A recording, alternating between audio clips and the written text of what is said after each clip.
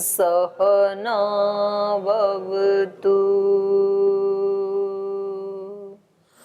सहनौ भुनक्तु सह वीर्यं करवावहै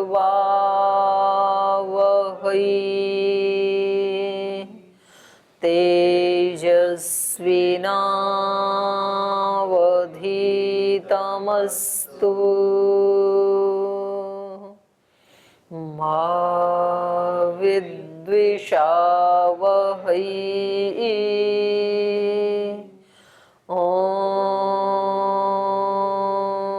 शांति शांति शांति।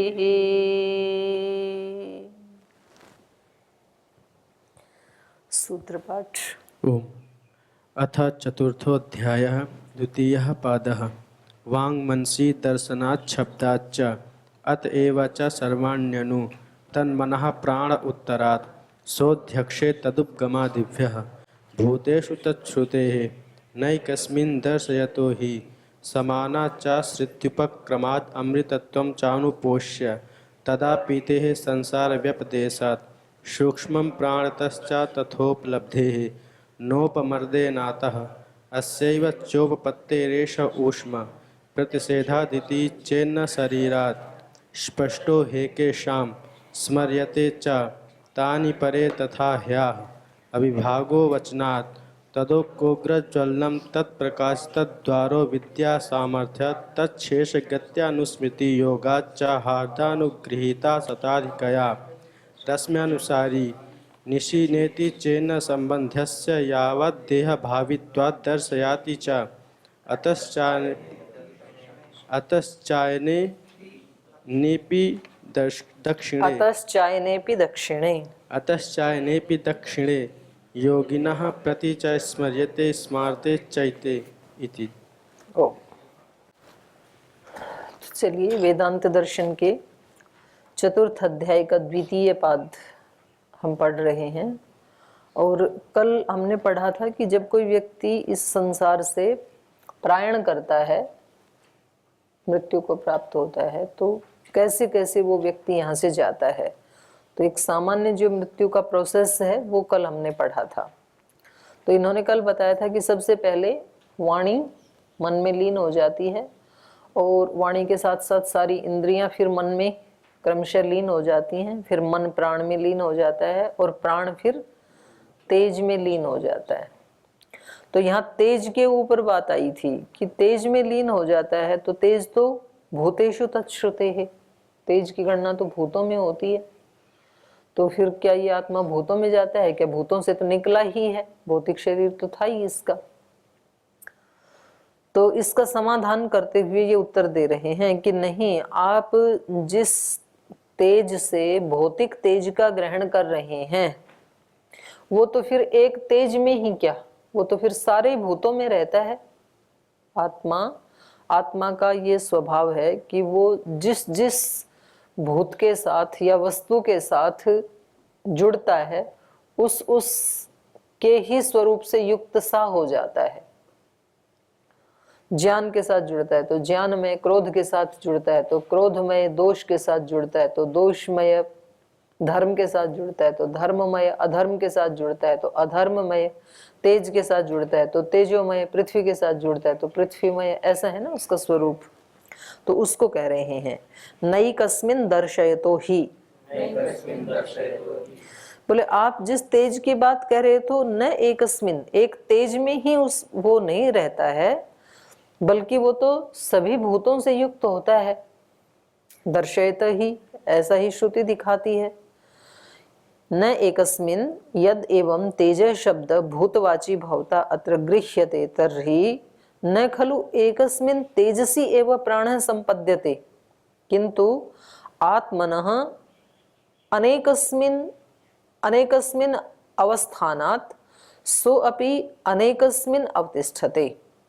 बोले आप यहाँ पर तेज शब्द को यदि भूतवाची ग्रहण कर रहे हैं, भूत तेज से भूत का ग्रहण कर रहे हैं, तर्हि तो फिर न खलु एकस्मिन तेजसी एवं प्राण संपद्यते, फिर तो केवल मात्र एक तेज में, तेज के साथ ही युक्त थोड़ी होता है प्राण, किंतु आत्मन है, बल्कि ये आत्मा तो अनेकस्मिन, अनेक भूतों के साथ युक्त हो जाता है। अनेकस्मिन अवस्थानात्, अनेकों के साथ अवस्थित रहने के कारण, जुड़ने के कारण, सो अपि अनेकस्मिन अवतिष्ठते, वो आत्मा अनेक में संपद्यते, जुड़ता है, अवतिष्ठित हो जाता है। दर्शयत ही, इसका प्रमाण दिया जा रहा है।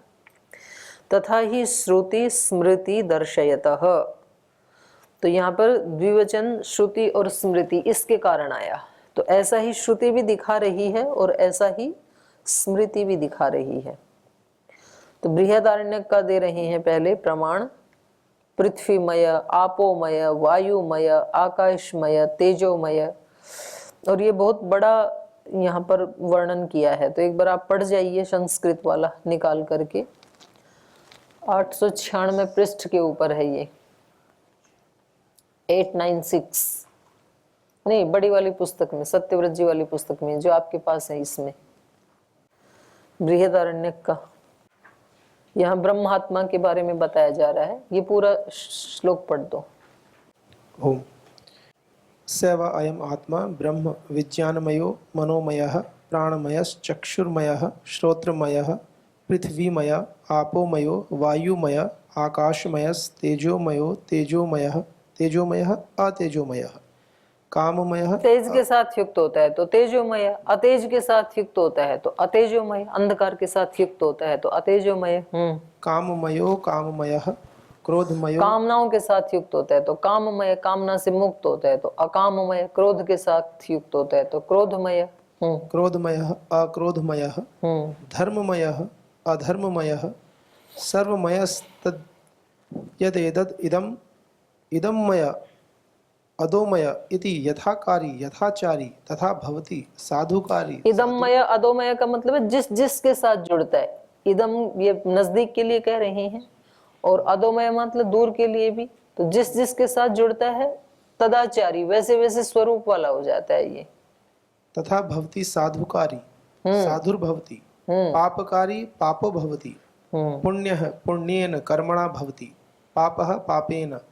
अथो खल्वाहुः काममय एव अयं पुरुष इति स यथा कामो भवति तत् क्रतुर्भवति, यत् क्रतुर्भवति तत् कर्म कुरुते, यत् कर्म कुरुते तत् अभिसंपद्यते। ये मेन बात है कि ये पुरुष कैसा है, काममयो ही एव अयम पुरुष है। ये न्याय दर्शन के भाष्य में भी आया है।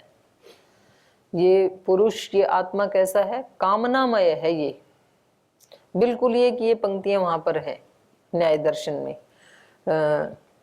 जैसा इसका क्रतु होता है, क्रतु मतलब संकल्प, वैसा ही ये कर्म करता है। जैसा संकल्प होता है, यथा क्रतु भवति तथा कर्म कुरुते, वैसा ये कर्म करता है।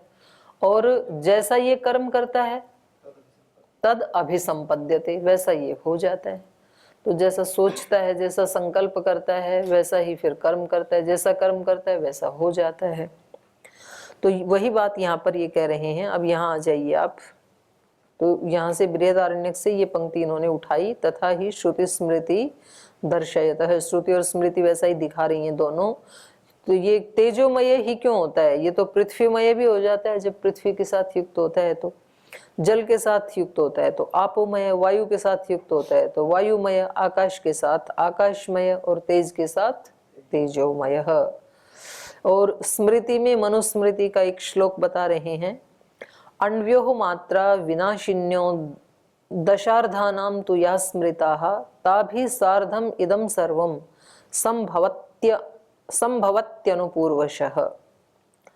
अन्व्यो मात्रा विनाशिन्यः, बोले ये कैसा है, अन्व्यः अणु का बहुवचन, तो अन्व्यः मात्रा माने सूक्ष्म तन्मात्राएं, अणु मतलब सूक्ष्म, सूक्ष्म तन्मात्राएं, और वो कैसी हैं, विनाशिन्यः, माने जो विनाश को प्राप्त होने वाली है। विनाश का मतलब है यहाँ पर सूक्ष्म तन्मात्राएं जो हैं वो अहंकार में विलीन हो जाती हैं, वही उनका विनाश है। तो जो विनाश स्वरूप वाली हैं सूक्ष्म तन्मात्राएं हैं वो कितनी हैं? 10 अर्धानाम तो या स्मृता, जो कि 5 कही गई हैं। 10 का अर्ध 5। तो सूक्ष्म मात्राएं जो कि विनाश स्वरूप वाली हैं वो 5 कही हैं। ताभि सार्धम इदम, तो उन 5 तन मात्राओं के साथ यह सर्वम संभवती अनुपूर्वशः, उन 5 तन मात्राओं के साथ ये जो हमारा स्थूल रूप बनता है तो उसी तरह ये उस सूक्ष्म से स्थूल की तरफ बढ़ता है। ताभि सार्धम, उन 5 तन्मात्राओं के साथ इदम सर्वम, ये पूरा शरीर, ये हमारा पूरा अस्तित्व अनुपूर्वशः संभवती, माने सूक्ष्म से स्थूल की ओर। अनुपूर्वशः मतलब पहले के बाद दूसरा, दूसरे के बाद तीसरा, ऐसे अहंकार के बाद सूक्ष्म तन्मात्राएं, सूक्ष्म तन्मात्राओं के बाद पंच महाभूत, पंच महाभूतों के बाद ये हमारे शरीर आदि, ये सब बन जाते हैं। किंतु प्राण तेजसी, लेकिन जो हमने ऊपर कहा था ना कि प्राण तेज में लीन हो जाता है, इत्यत्र तेजस्तु आत्मधर्म, तो यहाँ तेज का मतलब तेज महाभूत नहीं है, बल्कि ये आत्मा का एक धर्म है तेज। ये वाला तेज नहीं है जो पंचभूतों वाला तेज है, उसका कथन नहीं किया जा रहा है यहाँ पर, क्योंकि उसको तो छोड़ दिया है। 5 भूतों से जो शरीर बना था, 5 भूतों में चक्षु को तेजस स्वरूप, वाणी को तेजस स्वरूप माना जाता है ना, तो वाणी तो सबसे पहले लीन हुई थी, तो तेज तो सबसे पहले मन में लीन हुआ था, तो यहाँ उसकी बात नहीं कही जा रही है उस तेज की। इत्यत्र तेजस्तु आत्मधर्म, आत्मा का एक धर्म है ये तेज। ऊष्माख्य वेदितव्य, और उसको ऊष्मा कहते हैं आत्मा के उस धर्म को। यद विषये, इसके विषय में वक्षति सूत्रकारः, स्वयं सूत्रकार ही बता रहे हैं। तो ये जो अगला पेज पे 11वां सूत्र है, अस्यैव चोपपत्ते एष ऊष्मा, तो ये यहाँ पर स्वयं सूत्रकार ही क्या कह रहे हैं? अस्य एव, अस्य कस्य आत्मनः, या सूक्ष्म जो शरीर है, तन्मात्राएं, सूक्ष्म जो शरीर है, अस्य का अर्थ है यहाँ पर ये जो सूक्ष्म शरीर है इसकी उपपत्ति से, अस्यैव च उपपत्तेः एष ऊष्मा, माने आत्मा जब पंच तन्मात्राओं से युक्त होता है ना, तब ये ऊष्मा नाम का गुण पैदा होता है। तो ये वास्तव में तो है सूक्ष्म शरीर का, लेकिन सूक्ष्म शरीर में भी इसकी उत्पत्ति तब होती है जब वो सूक्ष्म शरीर आत्मा से युक्त होता है। तो वास्तव में ये किसका गुण माना जाए? सूक्ष्म शरीर का माना जाए कि आत्मा का माना जाए? आत्मा का तो है नहीं वैसे तो, मतलब वास्तविक गुण आत्मा का नहीं है तेज या ऊष्मा, लेकिन वास्तविक रूप से ये सूक्ष्म शरीर में भी अपने आप में उत्पन्न नहीं हो सकता है बिना आत्मा के। आत्मा का संयोग होने पर ही उत्पन्न होता है ये।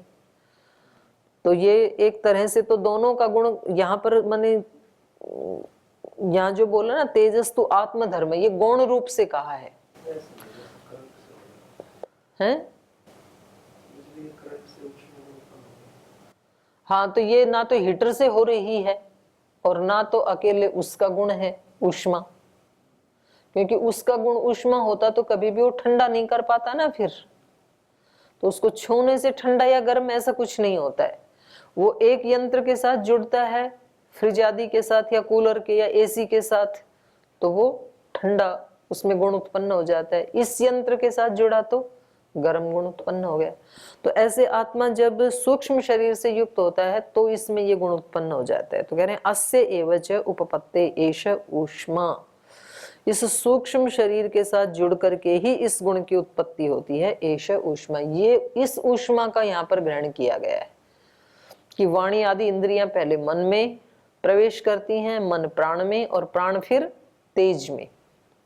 तेज मतलब ऊष्मा, ऊष्मा मतलब सूक्ष्म तन मात्राओं का जो एक गुण है और वो आत्मा के साथ जुड़ने पर ही उत्पन्न होता है। तो एक तरह से यहाँ गौण रूप से हम कह सकते हैं ये आत्मा का ही एक गुण है।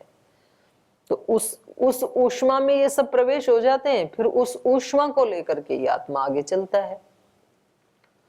तो ये कह रहे हैं। अब यहाँ पर एक प्रश्न है कि अच्छा ये जो प्रयाण की प्रक्रिया है, मरने की जो ये विधि है, ये सब लोगों की समान ही होती है या योगियों की कुछ और होती है, सामान्य व्यक्तियों की कुछ और होती है, मुक्तों की कुछ और होती है, ऐसा कुछ भेद है या एक ही जैसी है?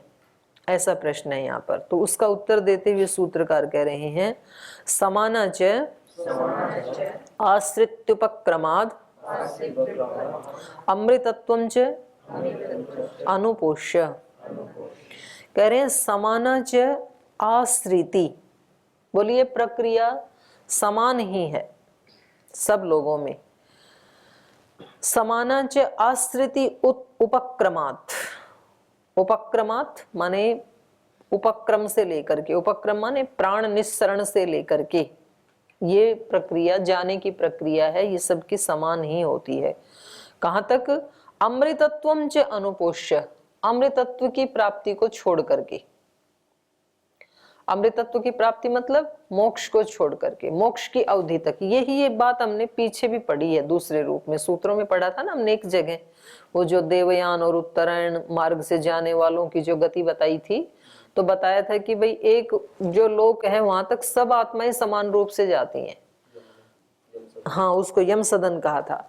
और उसके बाद जो मुक्त होने हैं वो ऊपर चले जाएंगे ब्रह्मलोक में, और जिनको आना है फिर वो जिस मार्ग से गए थे उसी मार्ग से उसी क्रम से वापस आते हैं, बादल से, अभ्र से, वर्षा से, पानी से, फिर वो नीचे आ जाते हैं अन्न के रूप में, फिर वो उसको खाते हैं। तो फिर ऐसे उसका प्रोसेस है कि उससे निकलना बहुत कठिन है, बताया था ना। तो यहाँ पर भी वही बात बता रहे हैं कि जहां से मुक्ति लोक, मोक्ष लोक या ब्रह्म लोक प्रारंभ होता है वहां तक तो यम सदन तक तो सब समान रूप से, ये प्रक्रिया सबकी समान है मरने की। चाहे कोई विद्वान है, चाहे कोई सामान्य व्यक्ति है, पहले वाणी या इंद्रियां मन में लीन होंगी, फिर मन प्राण में लीन होगा, फिर प्राण तेज में लीन होगा, और फिर तेज आत्मा के साथ जुड़ करके प्रयाण करता है। ये प्रक्रिया बिल्कुल एक ही जैसी है सबकी, और वहां तक सब जाते ही हैं। तो उसके बाद अंतर होता है। तो यहाँ पर भी इन्होंने यही बात कही, अमृतत्वं च अनुपोष्य, अमृतत्व को छोड़ करके अर्थात मोक्ष को छोड़ करके मुक्ति की प्राप्ति से पहले पहले जो आत्माओं की स्थिति है वो यहाँ तक सब समान रूप से जाते हैं। मुक्ति वाले इस रूप में नहीं, इस तरह से नहीं जाएंगे, ये कहना चाह रहे हैं, उनके लिए अलग है। तो भाष्य देखिए, समाना च सैसोत्क्रांति, सा एषा उत्क्रांति समाना भवति। किन किन की? विदुषाम विद्वानों की, ध्यानीनाम ध्यानियों की, साधारणानाम साधारण लोगों की। तो ये विद्वानों की भी, ध्यान करने वाले योगियों की भी, और जो साधारण मनुष्य हैं उनकी भी।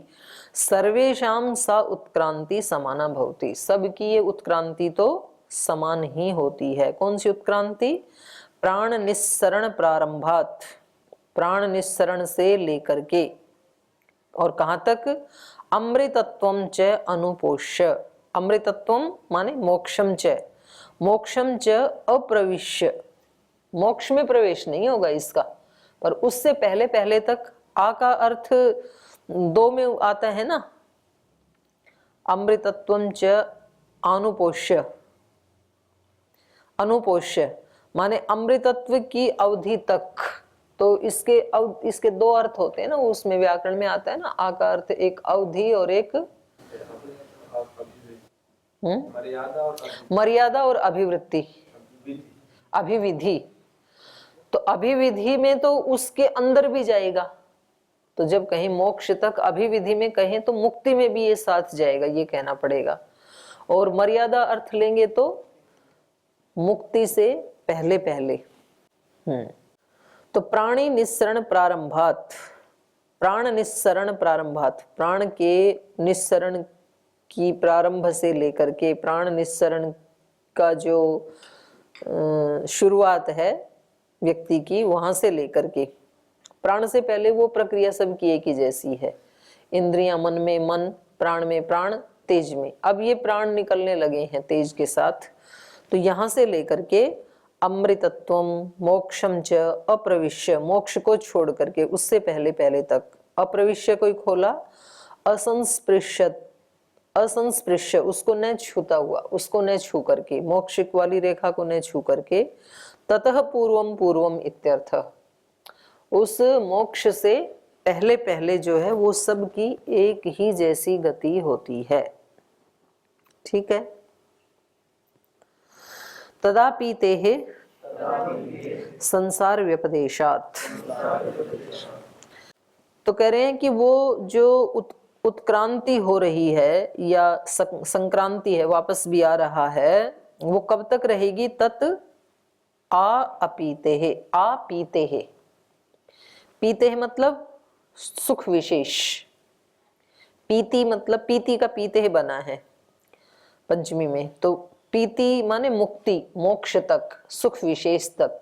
हम वो मंत्र बोलते हैं ना, शन्नो शन्नो देवी रभिष्टयः आपो भवन्तु पीतये, पीतये माने मोक्ष के लिए, सुख विशेष के लिए। तो यहाँ पर पीति, पीति माने मुक्ति। तो ये उत्क्रांति संक्रांति कब तक चलती रहेगी आत्मा की? आ पीते है, मुक्ति तक। जब तक मुक्त नहीं हो जाएगा तब तक ये प्रक्रिया चलती रहेगी। आएगा संसार में, जीवन जिएगा, फिर मरते समय यही प्रोसेस होगा, वहां तक जाएगा, वहां से फिर लौट आएगा, फिर जीवन जिएगा। तो जब तक ये मुक्त नहीं होगा ऐसे ही चलता रहेगा, जन्म और मृत्यु दोनों साथ साथ। क्योंकि संसार व्यपदेशात, क्योंकि संसार कहते ही उसको है। जब तक जो मुक्त नहीं हुई आत्मा, तो वो बार बार आती रहेंगी और उनका जो समूह है उसी को संसार कहते हैं। तत् आ पीते है, ये जो आवागमन की जो स्थिति है, उत्क्रांति आदि, ये आ पीते है। तेजे खलु उत्क्रांति संक्रांत्यो अधिष्ठानम आत्मनः लिंगम सूक्ष्मम शरीरम वा। कह रहे ये जो तेज है, तेजे खलु उत्क्रांति संक्रांत्यो अधिष्ठानम, ये उत्क्रांति और संक्रांति का अधिष्ठान है, आश्रय है, आधार है। क्योंकि तेज ही अंतिम चीज है, जहां से निकलता है तेज ही उन प्राण को, सूक्ष्म शरीर को, सबके लेकर के उत्क्रांति होती है, और इस तेज के साथ ही संक्रांति होती है। वापस आते समय भी आत्मा इनसे युक्त होकर के पहले और फिर स्थूल शरीर में आता है। तो ये तेज ही क्या है? अधिष्ठान है आत्मा का। तेजे खलु उत्क्रांति संक्रांत्यो अधिष्ठानम आत्मनः लिंगम, और ये तेज क्या है? आत्मनः लिंगम, आत्मा का लिंग है ये।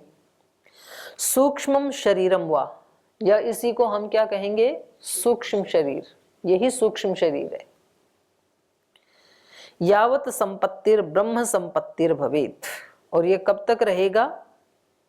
यावत संपत्ति ही ब्रह्म संपत्तिर भवेत तावत प्रवर्तते, जब तक ये संपत्ति, जब तक ये संपत्ति ब्रह्म संपत्ति ना हो जावे, संपत्ति मतलब ये आवागमन ब्रह्मलोक में जब तक ये ना चला जाए तब तक तावत प्रवर्तते, तब तक ये ऐसे ही आता जाता रहेगा, जब तक इसका मोक्ष ना हो जाए। कुतः, क्यों? ऐसा क्यों?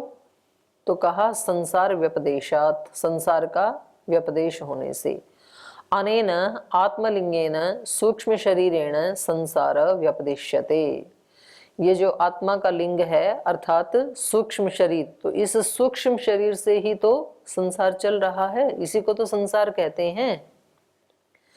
यावत सूक्ष्म शरीरम तावत संसारः, जब तक आत्मा के साथ सूक्ष्म शरीर जुड़ा रहेगा तब तक संसार भी इसका चलता रहेगा।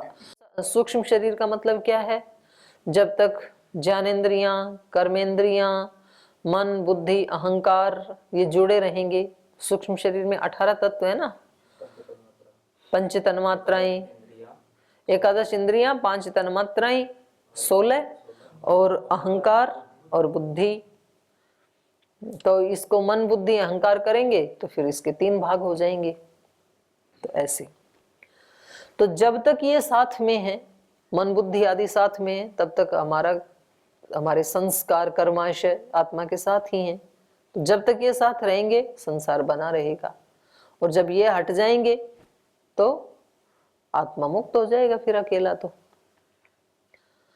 अनेन आत्मलिंगेन सूक्ष्म शरीरेण संसार व्यपदिश्यते, क्योंकि इसके कारण ही संसार का व्यपदेश किया जाता है, इसी के कारण संसार है। यावत सूक्ष्म शरीरम तावत संसार, जब तक सूक्ष्म शरीर आत्मा के साथ है, हमारे साथ है, तावत संसार है, तब तक तो संसार बना ही हुआ है हमारे लिए। तद ही संसार कारणम अन्यथा मोक्ष संपद्यते। तद ही माने वही, सूक्ष्म शरीर ही, संसार कारणम यही संसार का कारण है, ये सूक्ष्म शरीर ही संसार का कारण है। अन्यथा मोक्ष संपद्यते, अन्यथा तो मुक्त हो जाएंगे हम, और इसका प्रमाण भी दे रहे हैं। एष संप्रसादो अस्मात् शरीरात् समुत्थाय परम ज्योति उपसंपद्य श्वेन रूपेण अभिनिष्पद्यते। एष संप्रसाद, यह आत्मा, संप्रसाद माने सम्यक प्रकार से जो निर्मल है, पवित्र है, अर्थात आत्मा। एष संप्रसाद अस्मात् शरीरात्, इस शरीर से निकल करके, समुत्थाय इससे अलग होकर के, परम ज्योति ही उपसंपद्य, उस परम ज्योति से संपन्न होकर के, स्वेन रूपेण अभिनिष्पद्यते, अपने रूप से निष्पन्न हो जाता है, अपने असली रूप से युक्त हो जाता है। अभी वो अपने असली रूप में प्रतिष्ठित नहीं है, अभी तो सूक्ष्म शरीर के साथ सूक्ष्म शरीरमय हुआ है वो आत्मा। जैसे जिसके संस्कार हैं उसी संस्कार से युक्त हुआ है। और ये तो हुआ छांदोग्य उपनिषद का दिया इन्होंने, और अभी कठोपनिषद का एक वो दे रहे हैं, प्रमाण दे रहे हैं। हंत त इदम प्रवक्ष्यामि गुह्यम ब्रह्म सनातनम, यहाँ पर यमाचार्य कह रहे हैं नचिकेता को, हंत हे प्रिय, ते इदम प्रवक्ष्यामि गुह्यम ब्रह्म सनातनम, मैं ये रहस्यात्मक ज्ञान आपको बताता हूं। यथाच मरणम प्राप्य आत्मा भवति गौतमः, क्योंकि नचिकेता ने पूछा था ना कि मरने के बाद क्या होता है, तो ये नचिकेता ने पूछ लिया और यमाचार्य जी ने बता दिया, तो हमें पता चल गया। यदि ये शास्त्र नहीं होते तो हमें कैसे पता लगता कि मरने के बाद होता क्या है, व्यक्ति कहाँ जाता है, सब व्यक्ति कहाँ जाते हैं, उसके साथ क्या गति होती है, सुखी होता है, दुखी होता क्या है मरने के बाद, ये तो कोई भी नहीं जान सकता, केवल मृत्यु ही जान सकती है। तो मृत्यु ने ही यहाँ बताया नचिकेता को, हे गौतम, गौतम कुल में पैदा हुआ नचिकेता, ते इदम गुह्य ब्रह्म सनातनम प्रवक्ष्यामि यथा मरणम प्राप्य आत्मा भवति, मृत्यु के बाद इस आत्मा का क्या होता है, ये जो गुह्य बात है, ये जो रहस्य है सनातन ब्रह्म, गुह्य ब्रह्म का, वो मैं आपको बताता हूँ।